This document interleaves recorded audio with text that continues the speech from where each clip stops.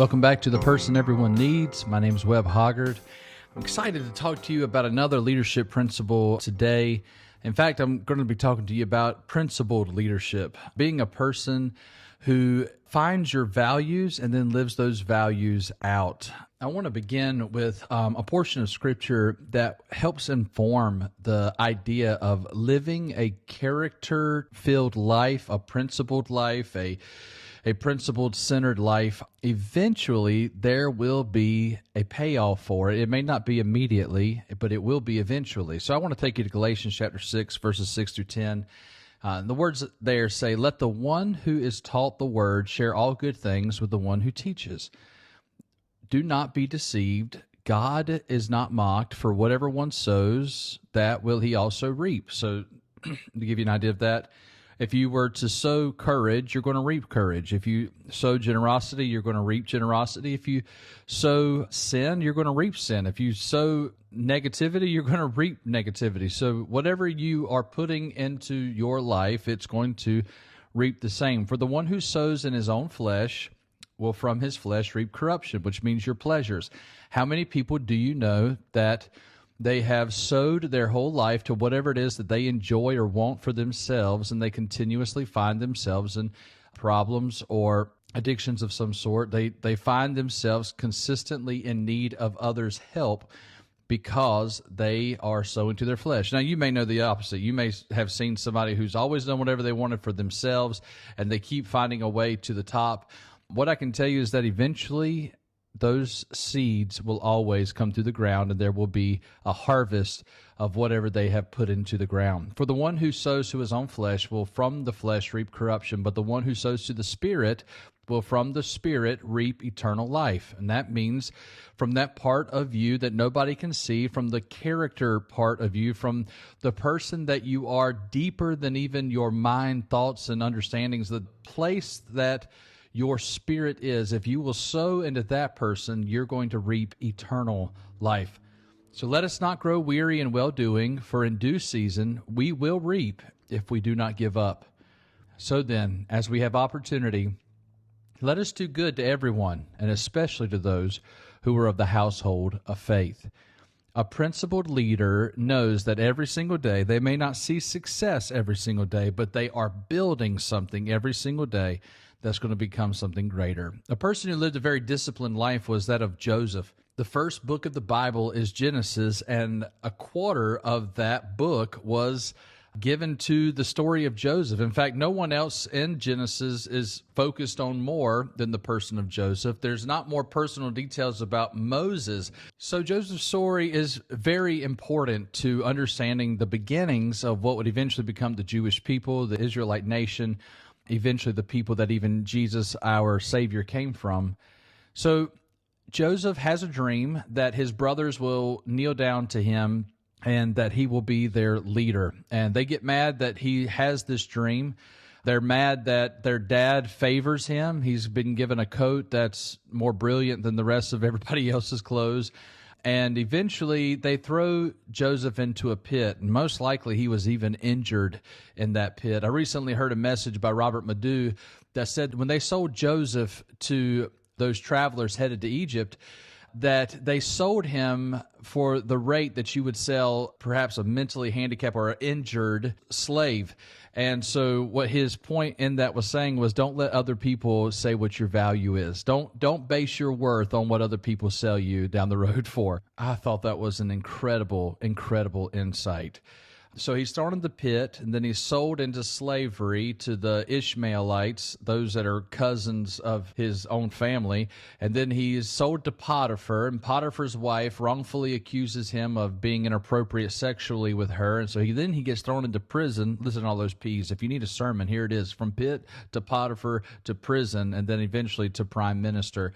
Joseph finally becomes that leader, and he actually saves the whole region from a terrible famine that is coming to pass. And then it's those same brothers who think that he's probably dead. When they show up to Egypt years later needing food, they are groveling and begging Joseph for the sustenance they need. And so the dream comes to pass. And here's the thing. So if you have a vision that something great would take place, then you need to become the kind of person who is disciplined in every circumstance, no matter how far away it seems like that dream could possibly be. You need to stay faithful in hopes that eventually you're going to reap if you don't faint. If you don't give up on the dream, you're going to see that dream come to pass. With excuses for bitterness, he worked, he grew, and he remained pure. Joseph decided who he was and who he wanted to be, and he never gave up on it. Every day, he was disciplined, principled, and continued to be the character in the story that he wanted to be. He kept the faith, hope, and love alive as he was headed in that direction. So the principled person should be centered on this. Peace literally means being complete. So work toward complete health. Richard Foster said, "The desperate need today is not for a greater number of intelligent people or gifted people, but for deep people." Are you someone who is trying to find true health, true center in your life? Do you have some principles or guardrails in your life?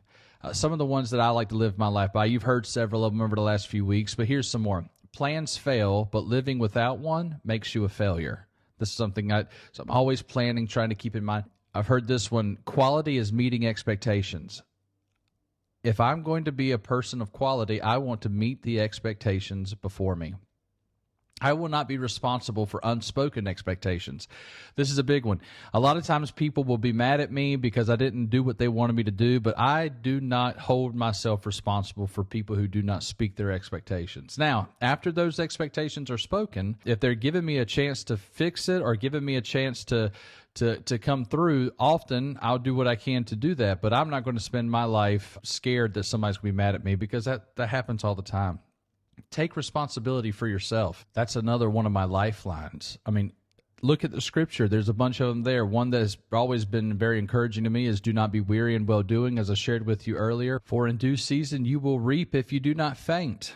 Another one that I rehearse a lot is God is close to the brokenhearted. What are some of the maxims of your life? What are some of the principles that you want to live by in your life? You get to choose the character you're going to be in the story. You don't get to choose the plot. You don't get to choose the setting, but you get to choose what character you're going to be in every circumstance. I'm reminded often of this one too. Better begins here. And I usually put my hand on my chest when I say that. If I want to make a situation better, it begins here. If I want to change the world, I'm going to have to change my state. If I'm going to change my state, I need to change my community. If I'm going to change my community, I need to change my town. If I'm going to change my town, I need to change my church. If I'm going to change my church, I need to change my family. If I'm going to change my family, I've got to change me. Better begins here. If I'm going to make a difference in this world, I can't start at the world level. I have to start with me. The world gets better when I get better. So how do you do that? Well, I've talked to you about most of this most of the time, but knowing who you are, that's your identity. Knowing what you're made of, that's your destiny. And knowing who your audience is, that's your legacy. Legacy is not what you leave behind, it's who you leave behind. So ask these questions. Who am I? God tells you who you are. What are you made of? Build your character, focus on your strengths, and then seek help for your weaknesses. And then legacy, who's your audience? Who are the people that you want to leave your life to? Now, once you decide your identity, destiny, and legacy, then write down, find time to journal, how do I become this character? What areas do I need to grow in? What areas do I need to lean into? What areas do I need to leverage in order to be the character in the story that I want to be? As we close, I want to ask you a few questions. Have you taken time to figure out who you are? Maybe you need to take some personality tests. Maybe you need to submit yourself to a mentor. Maybe you need to take time to learn what areas that you're gifted in so that you can lean into those areas. What are some of your personal axioms or phrases, principles that you've put into phrases so that you can understand this is who you are? What are some of the lines that you want to live by? Here's another one. In order to be who you want to be in the next chapter, who do you need to be in this one? So the question is, what must you give up to go up? If you want to get to another level, if you want to increase your abilities or the impact you have on others, What needs to change about your life today? Remember, better begins here. If you are wanting to become something different, you're going to have to give up something now.